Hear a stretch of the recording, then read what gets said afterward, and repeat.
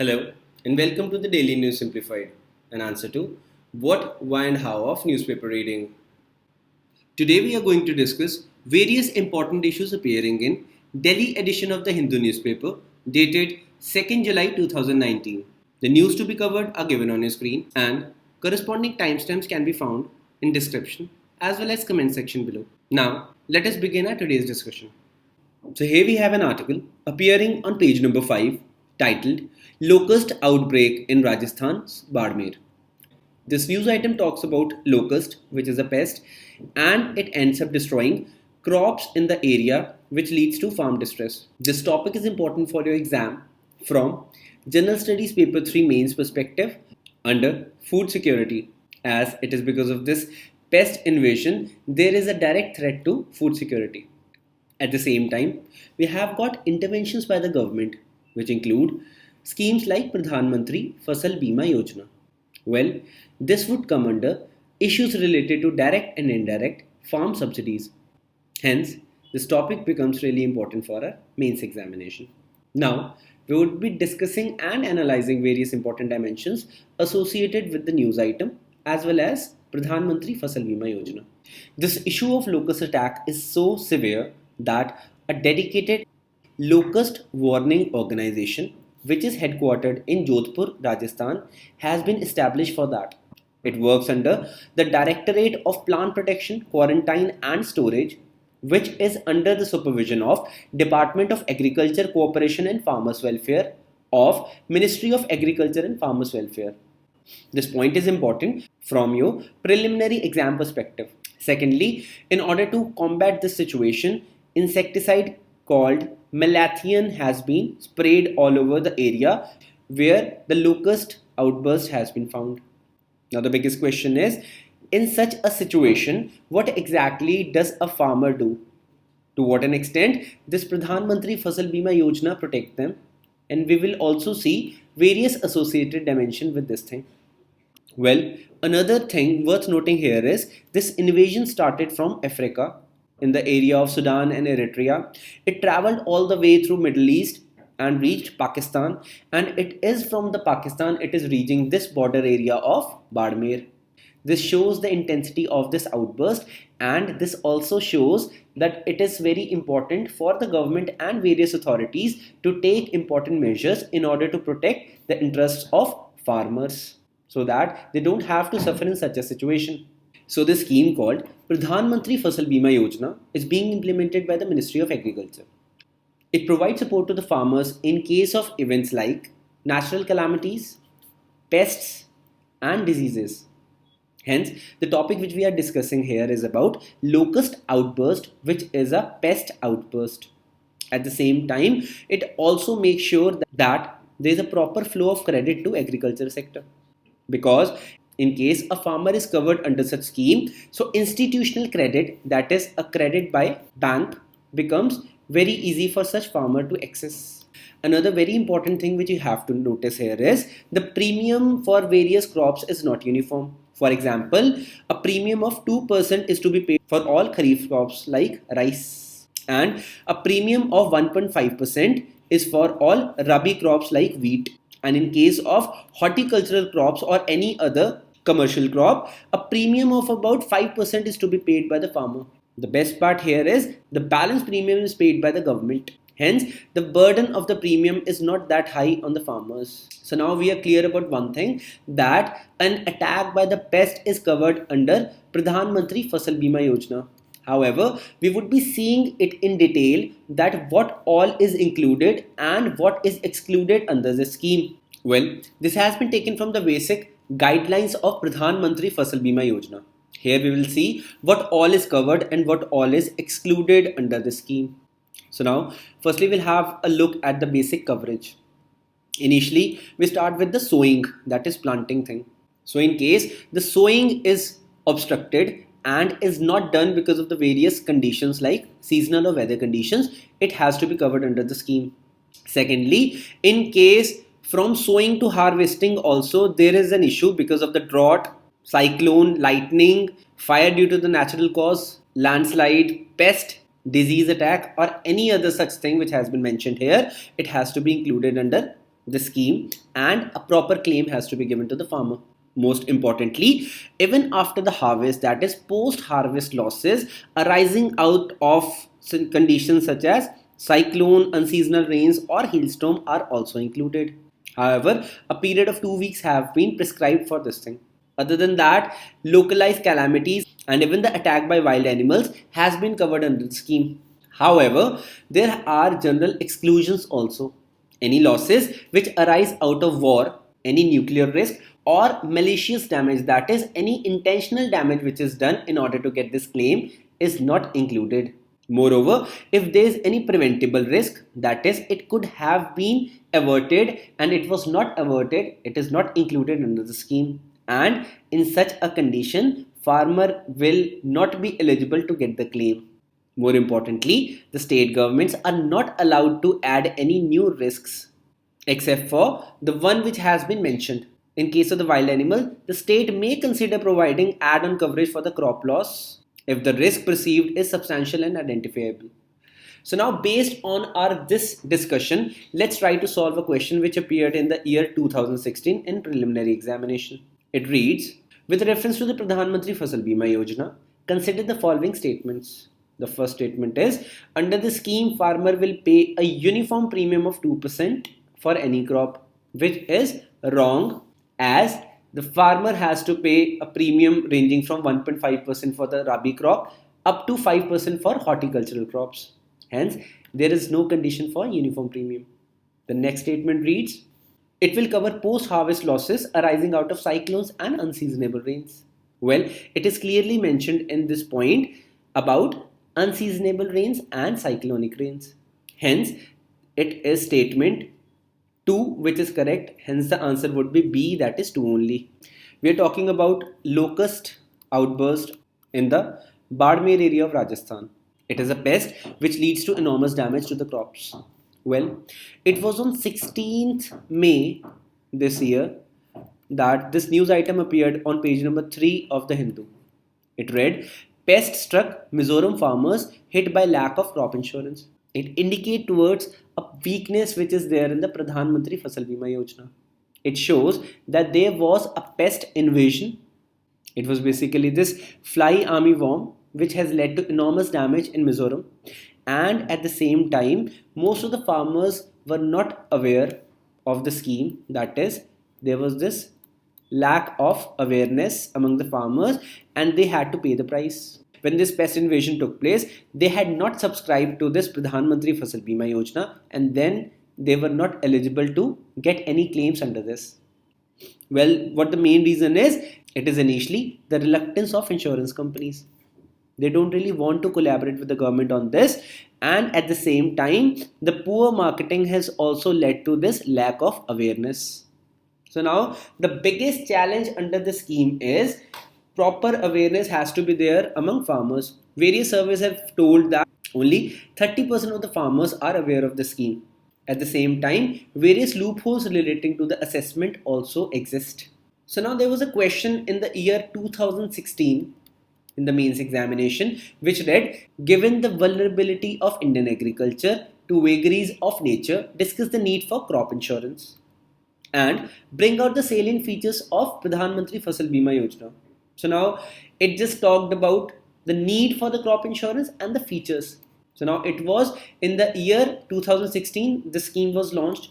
Hence, in case a question appears in this year mains, if it has to, it would be like, what are the basic challenges when it comes to the implementation or effective implementation of this Pradhan Mantri Fasal Bima Yojana?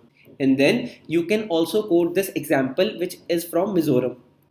Now we have to see how this Pradhan Mantri Fasal Bima Yojana help farmers from Badmer whose crop will be impacted by this attack by locust. At the same time, the example from Mizoram is very clear in front of us that the farmers, just because of the lack of awareness, had to suffer and they couldn't claim any benefit under the scheme just because they had not subscribed to the scheme. So now we are done with this topic. However, if you want to practice, you can surely practice on a question about various challenges which are there in the implementation of Pradhan Mantri Fasal Bima Yojana. With this, we move to the next topic. So here we have a news item appearing on page number 5, which reads Report sought on fly ash management. Well, this news item talks about current status on disposal as well as management of fly ash. This topic becomes very important for your mains examination. General Studies Paper 3 under Environment, Environmental Pollution and Conservation. At the same time, even for the preliminary examination, it is important under General Issues on Environmental Ecology as well as Sustainable Development. Well, before we start our discussion of fly ash, let's have a look at installed capacity in India. It clearly shows about 63% of Indian electricity is produced by thermal power, out of which coal is a major composition. And it is this burning of coal which produce fly ash as a residue. Now, let's have a look at the composition of fly ash. It contains substantial amount of various oxides which include oxides of silica, aluminium and calcium. Other than these, small traces of arsenic, boron, chromium and lead are also found. It is equipment such as electrostatic precipitators which are installed in the chimneys of various thermal plants and they extract this fly ash from the flue gases which pass through the chimney. Talking about various adverse impacts, initially it is a major pollutant. It pollutes both water as well as air. Secondly, it also impacts health of human beings, especially lungs, which leads to various respiratory problems. At the same time, it also deposits on the plant's leaf, which reduce plant yields as leaves are not able to perform photosynthesis and hence overall yield of the plant decreases. Where on one hand, it has got various adverse impacts on environment as well as health. On the other hand, if it is managed properly and disposed in a proper way, it has got a lot of advantages as well. Initially, the bricks which are made up of fly ash, they are light in weight on one hand. On the other hand, they have got nice strength as well as durability. Secondly, about 35% of the cement content can be replaced by fly ash, hence reducing the cost of construction. If added to the soil effectively, it can improve the water holding capacity of the soil. It can be used for reclamation of wastelands and at the same time, various abandoned mines can be filled using fly ash. This shows that proper disposal and management of fly ash is a very important issue and now we would shift our focus on it. Now we'll have a look at various regulations provided by Ministry of Environment, Forest and Climate Change from time to time. It was in the year 2009, it came up with the concept of mandatory jurisdiction area. Well, it was an area within 100-kilometer radius of thermal power station. It was in this area, it was made mandatory to use fly ash based products for construction projects, road embankment works as well as landfilling in low-lying areas. Other than this, within a radius of 50 km of the thermal power station, all the mine filling activities were to be done using fly ash. Then came the 2016 notification by the same ministry. It increased this mandatory jurisdiction area from 100 km to 300 km. Next, it made it mandatory for thermal power station to keep a stock position online. That is, it had to make sure that everybody can see on its website that how much fly ash is available in their inventory. Next, it was said that up to 100 kilometers, all the cost of transportation has to be borne by thermal power station and from 100 till 300 kilometer, it would be shared equally between the thermal power station and the user. Lastly, it also made it mandatory to use fly ash based products in various government schemes which included Pradhan Mantri Gram Sadak Yojana, Mahatma Gandhi National Rural Employment Guarantee Scheme, to name a few. It was in February this year, that is Feb 2019, a new notification came from Ministry of Environment, Forest and Climate Change. It said that within a radius of 300 km of a thermal power station, all the red clay brick kilns have to be converted into fly ash based brick kilns. So now it is a big move by this ministry. At the same time, thermal power stations are expected to give fly ash to these kilns at a rate of rupees 1 per ton. So now in 1 ton we have got 1000 kgs. So you can imagine how cheap this would be for the brick kilns. So now thermal power stations have to give this fly ash at this rate and at the same time bear full transportation costs up to 300 kilometers. So in a way, when 2016 notification has increased this mandatory jurisdiction area up to 300 kilometers, it is this 2019 notification which has included this new thing in that concept. It is a big move which, if effectively implemented, can give big results. It is because of the sustained effort of both ministry authorities as well as private bodies. The fly ash utilization level, which used to rest at 10% back in 1996-97, have reached 67% in 2017-18. It is Central Electricity Authority, which on behalf of Ministry of Power monitor fly ash generation as well as utilization in the country at coal or lignite based thermal power stations. Well, it was in the year 2015. This question was asked in preliminary examination. The question reads, with reference to fly ash produced by power plants using coal as fuel, which of the following statement is or are correct? The first statement read, fly ash can be used in production of bricks for building construction, which is absolutely correct. The next statement read, fly ash can be used as replacement for some of the Portland cement content of concrete. Again, it is correct. The third statement read, fly ash is made up of silicon dioxide and calcium dioxide only. Well, it has missed mentioning aluminium as well as various other small traces. Hence, this statement is wrong and the correct answer would be A, that is 1 and 2 only. So now this question shows us the importance of this topic from exam point of view. Well, in our discussion, we have seen how disposal and management of fly ash has improved over a period of time by various interventions of government. And the best part is it has brought result. As we have seen, the fly ash utilization has increased from 10% to 67%. So now this scenario would be very important for your mains exam point of view. There can be a question like, to what an extent the efforts of the government have brought result when it comes to the disposal as well as effective utilization of fly ash.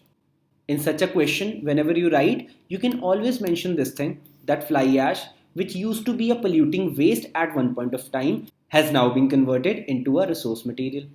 With this, we move to the next topic. Now we have this article from page number 10, which reads, Lessons from Bhutan. This article talks about recently announced policy by Bhutan in which teachers and doctors, including various medical staff, will be earning more than civil servants of corresponding grades. So now this would be important for us from General Studies Paper 2 point of view under topic Issues related to development and management of social sector relating to education. This policy finds mention in Bhutan's 12th five-year plan, which was prepared by country's highest policy-making body called Gross National Happiness Commission.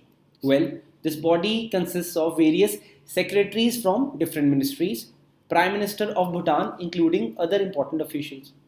Well, their main aim is to make teaching a profession of choice. This has been done keeping in mind the falling number of teachers in the Kingdom of Bhutan. Now, the question is, how effective would this policy be?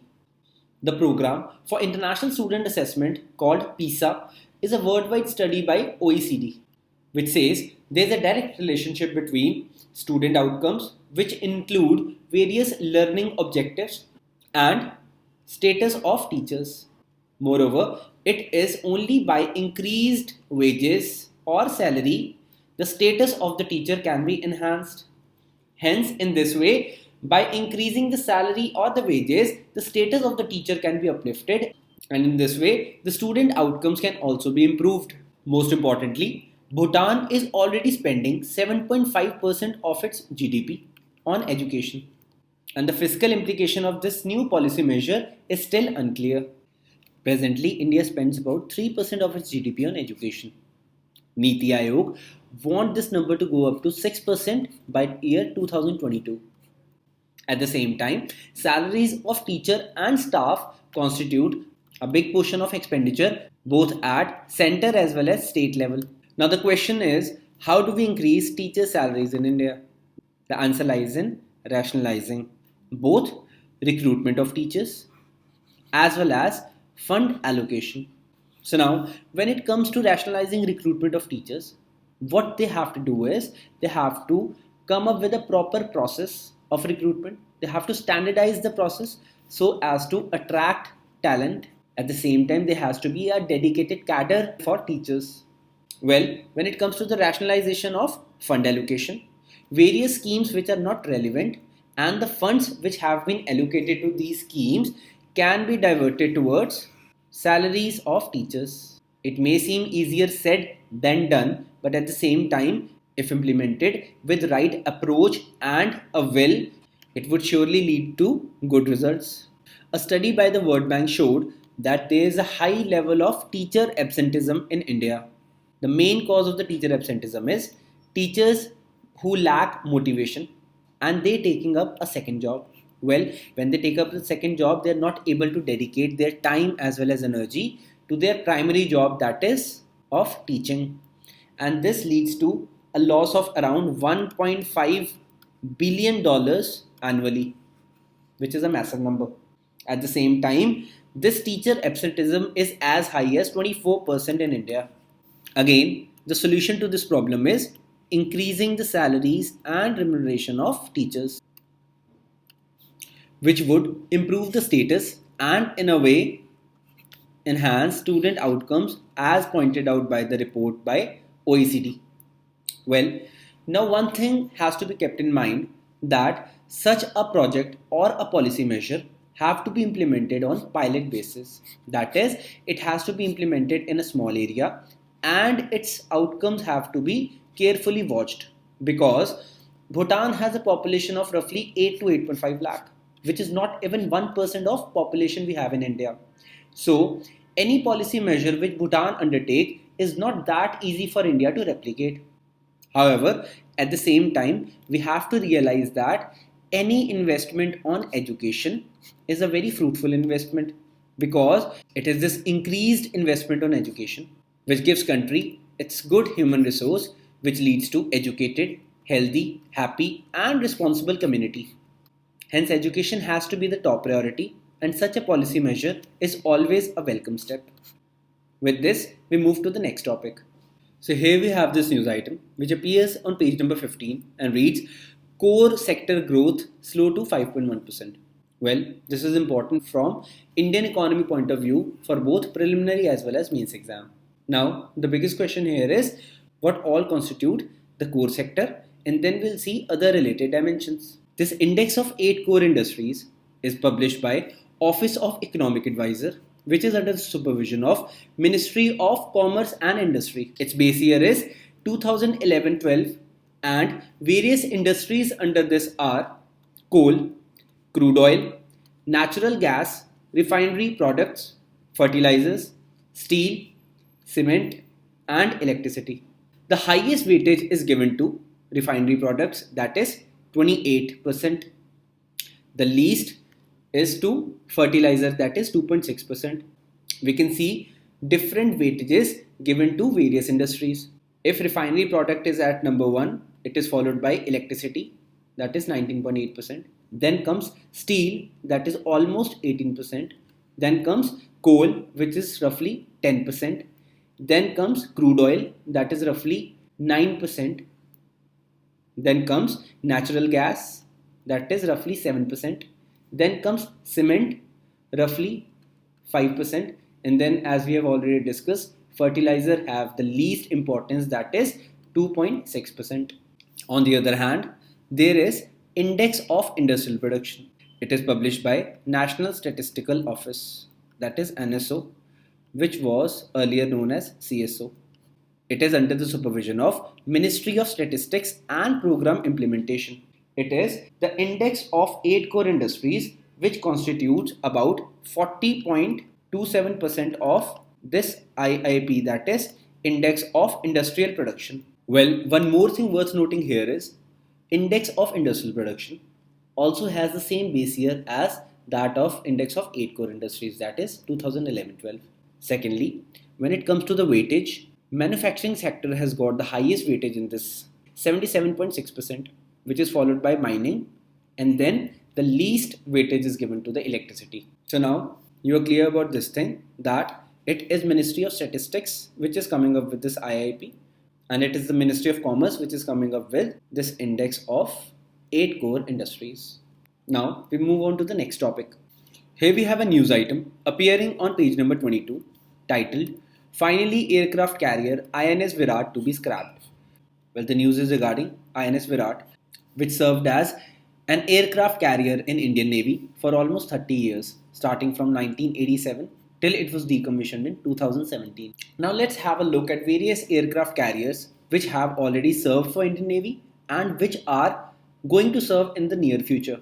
INS Vikrant was the first aircraft carrier to have served for Indian Navy. It was bought by India from Britain. However, it was incomplete, and after buying it in 1957, it was completed in 1961. That is how it was able to play an instrumental role in the naval blockade of 1971 during the war between India and Pakistan. It was INS Virat which was commissioned in 1987 and it served for almost 30 years. Next in the line comes INS Vikramaditya, where INS Vikrant and INS Virat both belong to Britain. India bought this ship from Russia and it was finally commissioned in 2013. So now the most important thing here is about indigenous aircraft carrier. The first indigenous aircraft carrier of India has been named after INS Vikrant and is also known as Indigenous Aircraft Carrier 1. It is currently under construction by Cochin Shipyard in Kerala and it would be commissioned around 2021. Moreover, in this plan, Indigenous Aircraft Carrier 2, which is also named as INS Vishal, would also be constructed by Cochin Shipyard Limited for Indian Navy. It would be the second aircraft carrier to be built in India after INS Vikrant, and it would be around 2030 that it would be commissioned in Indian Navy. Now we know that the first indigenous aircraft carrier to be inducted in Indian Navy would be INS Vikrant, and the first aircraft carrier which joined Indian Navy was INS Vikrant. So now you don't have to be confused between both, as it is just in the honor of INS Vikrant we have named the first indigenous aircraft carrier as INS Vikrant. So these are the aircraft carriers which have retired, that is INS Vikrant and INS Virat. INS Vikramaditya is in service and it would soon be joined by INS Vikrant, which would be the first indigenous aircraft carrier to be produced by India. Next, we have this editorial appearing on page number 10, which reads Miles to Go. Well, this editorial talks about self-care interventions related to health. This topic becomes important under General Study Paper 2 Mains with respect to issues relating to development and management of social sectors relating to health. This topic has been covered comprehensively in the DNS dated 1st July 2019, and you can refer to this DNS in order to cover this topic comprehensively. Here we have the lead editorial on page number 10, which reads A Blatant Quest to Consolidate Power. Well, this topic is about one nation, one poll, and it is important from both preliminary and mains GS paper 2 point of view under polity and governance. Well, this topic has been covered comprehensively in the DNS dated 19 June 2019, and this DNS can be referred in order to complete this topic. Next, we have this issue appearing on page number 13, which reads 5G trials, China urge India to include Huawei. Well, this news item is regarding Chinese request to include Huawei in the 5G trials in India. Well, this issue comes under General Studies Paper 2 Mains under Effect of Policies and Politics of Developed and Developing Countries on India's Interest. Well, let's see some background of the issue and then you can refer to the DNS dated 25th June 2019 in which this issue has been comprehensively covered. This issue is regarding the trial of 5G technology in which Huawei has not been included by Indian government. Well, Huawei has been restricted by United States and the allegation is regarding security concern. It has been said again and again that Chinese government is spying on various countries using Huawei. However, at the same time, Huawei is a company which can provide cost-effective solution for 5G technology. Now, what India has to do is India has to draw a balance between making sure that its security is not compromised and at the same time people are benefited by cost effective 5G technology. You can know more about this issue by going on this DNS dated 25th June 2019. Now, we'll be moving towards the practice questions for today. Now, you have on your screen various prelims questions which you have for the practice based on today's discussion. We would be discussing the answers after a gap of 5 seconds. Well, the first question reads, which of the following is or are not covered under Pradhan Mantri Fasal Bima Yojana? First one is pest attack, which is covered. Second is cloudburst, which is again covered.